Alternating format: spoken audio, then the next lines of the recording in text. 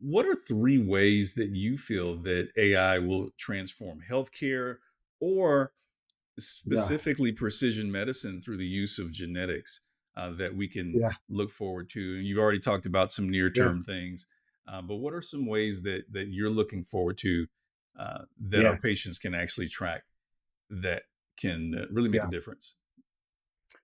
The first thing, particularly from a patient perspective, is this thing we touched on a little bit earlier. It's like demystifying a lot of this stuff that may be scary. You think about a newly diagnosed cancer patient, and particularly in this age, like my mom had breast cancer. It's been 35 plus years.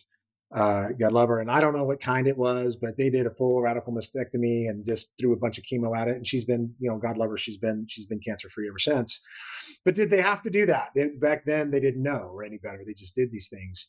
And today, you're going to get a very complicated diagnosis of your cancer. Molecular subtype. If it's breast cancer, is it HER2 positive? Now, is it ultra low HER2?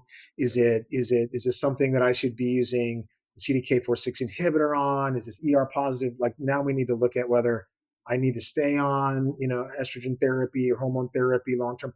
It's a lot, right? And the number of places like just and so now we have AI that can really help demystify a lot of this. And you've seen the Gemini commercials lately, from Google. You just talk to your Gemini, and it's like helping you out. Like Yeah. it's a little bit like that, right? That's here, right? You can do that with your healthcare. That's again like what Olivia sort of aims to do.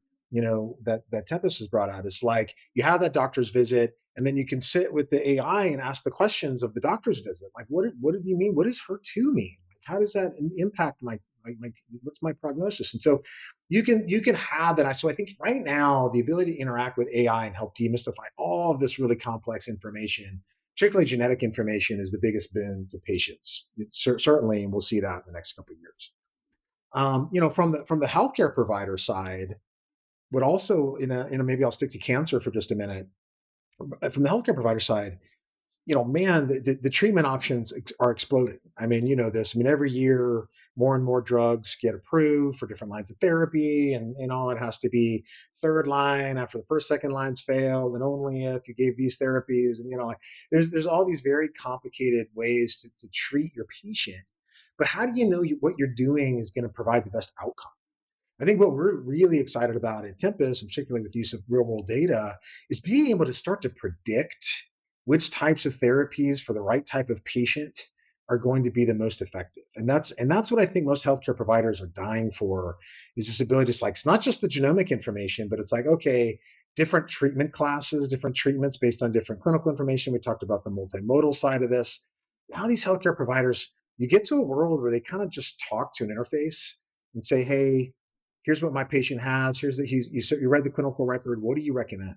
And now you get this, hey, first line, the highest probability of success would be, the CDK4/6 inhibitor followed by XYZ. And in second line, if that fails, and now you're looking at probabilities based on real world data and real world evidence. It really informs the way. And obviously, this is a lot of the things that docs do today, but it's all manual, Yeah. through guidelines and protocols and stuff like that. But AI is really going to synthesize all that crazy information and help these docs understand which drug to give which patients. And then the last thing I'll touch on to hit three is on the drug development side. We work with, and I know you've worked with over the years, pharma companies. The challenge to get a really, really great drug to market is tough, right? Not only do you have to find a drug that's effective, that targets something that matters, that isn't toxic, right? It has to be well tolerated, and then it has to provide some actual benefit, right? It can't be a little bit of benefit over what's out there. It has to be a lot of benefit. And so using AI to find those type of really tough to drug targets, using AI to go through the real world data, understand which patients do respond, which ones don't. There's a lot of drugs that have been developed but shelved because they didn't make it through the clinical trial Yeah. process. Now we're going back and looking at those drugs with new eyes, right? AI can look at them and say, actually, this would have responded. Look at these patients. These patients did respond in your trial, and they had this mutation. And that's, maybe you should go back and look at these type of patients. So there's a lot of ways. I think we're going to see an explosion, even though there's already been a giant, expansion of these drugs out in the market. You're going to see explosion of precision medicines in the next 10 years, all from AI development. And I think the most exciting thing about it is the impact on patient access to Yeah, these therapies. yeah, Not only just eliminating the administrative burden to to identify those cohort of patients when they at the point of care that might be yeah, eligible for a test or a therapy, yep, but also yeah, the administrative burden from both the payer side and yeah, also the healthcare system side to yep, hopefully run these models that show like earlier access to these innovative therapies have the yeah, great impact on financially improving, outcomes yep, as well. yep. Yeah, I mean, one last thing, at Tempest, we have a program called Next that's basically an AI derived agent that goes through the clinical record and is trying to find care gaps. And what I mean by care gaps is there's a lot of patients who fall through the system to your point about access, right? A patient may not know to ask for a specific test. That's right. The doctor may not know to ask for a specific test, right? Based on something, and because there's just so much information. And so it's in the clinical record. The AI will comb through there, look for different criteria, and say, hey, actually, this patient might benefit from EGFR testing, for example.